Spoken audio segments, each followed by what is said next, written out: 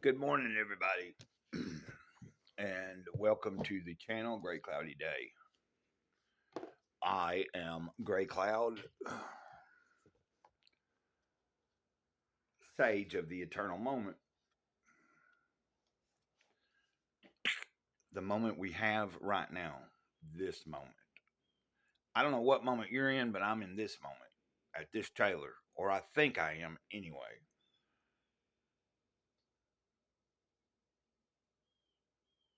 It's the funny thing about reality. They say they really can't prove that you're here. Like, I remember hearing that at some point. Like the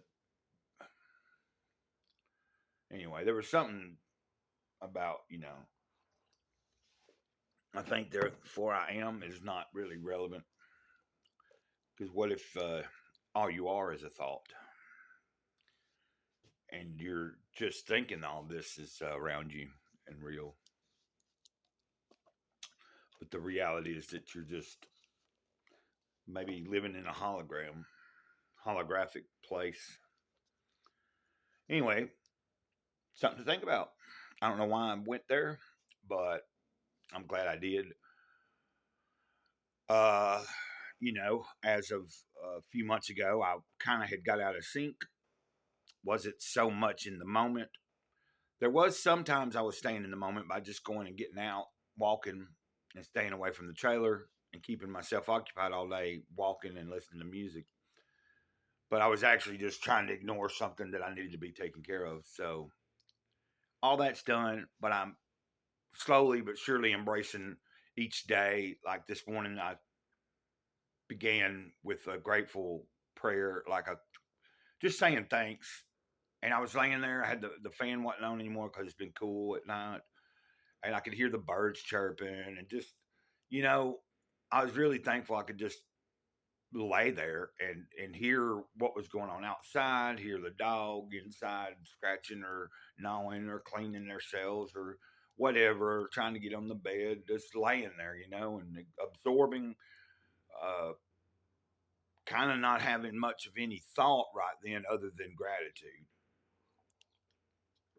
And so this video, I'm starting today recording the 50 things that really matter. We've not read in a couple days of worth. I hadn't read from it in a couple days. So, and I'm trying to knock this book out so we eventually, once I get through to the end of the book, I'll make a video saying if you want to enter for a giveaway and you want to win, you know, chance to get a copy of this book because I think you might want one. And then maybe you liked what you heard on these videos so much that you want to get a copy for yourself and you'd like to pass it on to somebody else. Who knows? I don't know after you read it. Here we go. 47. Oh, think about hitting the like button. Don't just think about it. If you're watching, you can hit it. You don't even have to be subscribed to hit the like button. And then the next thing is think about subscribing. Hopefully, together we can make some difference in the world. That's my hope eventually one day. Together. I know with the help of God, the big kahuna, spirit, however you want to address it, but I know what's there and I know that there's something there. I'm going to try my best not to put it in a box and think that I have a patent on it. But let's read this. Number 47, 50 things that really matter. Home. A friend of mine has a funny way of talking about landscape design. He tells people to picture the outdoor setting in which they feel most at home. Many picture woods and water, while others think of the beach, the mountains, or the desert blazing with the color at sunset. Some think of the tranquil grasslands of the prairies, rippling like water with every breeze. Once they have sketched their special places, the outdoor settings that capture their inner selves, my friend asked them to take their visions home to their own backyards. Imagine that. That's so you're doing a job for somebody and you ask you're a landscaper and you tell somebody. I liked it when I was reading this to myself. I thought about that. That's a pretty cool way to go about your job. But I like where he's heading with this. Let's get back to this. Let's start that paragraph back over. Once they have sketched their special places, the outdoor settings that capture their inner selves, my friend asks them to take their visions home to their own backyards. If you dream of a rocky coastline, he'll suggest adding a pebble strewn shore and a water garden with a fountain to bring the sound and movement of water to life.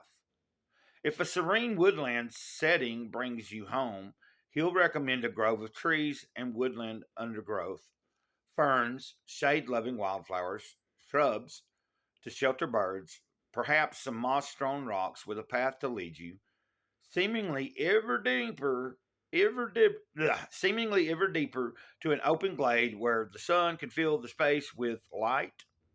Many people think of home as a place to stay, but as my friend reminds us, it is more than that. Home is a place to be, a place where we can most truly be ourselves. There's the picture that goes with it. Pretty cool. Little birdhouse thing. Many people think of home as a place to stay. It is more than that. Home is a place to be, a place where we can most truly be ourselves. And I was thinking this yesterday when I read that to myself about longing for home. And I'm not, me personally, I'm not talking about a physical location. Like growing up, even where I grew up physically and was born, which was in Tennessee, uh, once I got to a certain age, I never felt like I was really, like that's technically a hometown, but there was a lot where I didn't feel like maybe I was in the right place or I was not home. Of course, getting into adulthood and discovering my spiritual side, like really embracing the truth of uh, there is something bigger than me that moves through me and moves through other things and other people. And if you choose, for lack of better terms, the word God is used much often and most often, depending on what country you're in, but whatever word someone speaks and in that reference, they're saying God or whatever.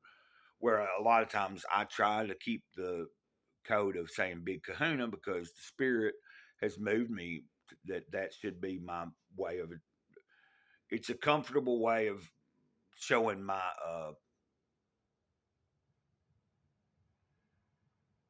relationship, how open my relationship is. That God is happier being called that from me than God, like be creative sometimes is what God's telling me, like they, like I said, divine source works for me, higher power, but we know what the word God means. And so when people are coming from different points of view, some people only have a limited point of view, so they only know that word.